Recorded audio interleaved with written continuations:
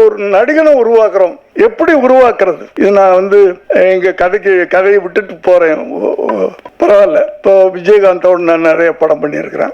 நீங்க முதல் படத்துல இருந்து பார்த்திருக்கலாம், சட்டம் ஒரு இருட்டறை. நானும் விஜயகாந்தும், நான் புதுமுகம், அவரும் ஏறக்குறைய ஒரு படம் நடிச்சவர். டெக்னீஷியன், பெரிய டெக்னீஷியன் போடலாம், மற்றவங்களாம் அப்படித்தான் பண்றாங்க. ஒரு பெரிய கேமராமேன், ஒரு பெரிய மியூசிக் டைரக்டர், இதெல்லாம் போட்டு படம் எடுக்கலாம். பட் என்னென்ன அவுட்புட் வரும்போது படம் சக்சஸ் ஆகும். ஆனால் அந்த ஹீரோனால படம் ஓடிச்சா, இல்லப்பா அந்த ஒளிப்பதிவாளர்னால ஓடிச்சு, இந்த மியூசிக் டைரக்டர்னால ஓடிச்சு அப்படின்னு சொன்னாவே அந்த ஹீரோவுக்கு வேல்யூ இல்லைன்னு நினைக்கிறேன் நான்.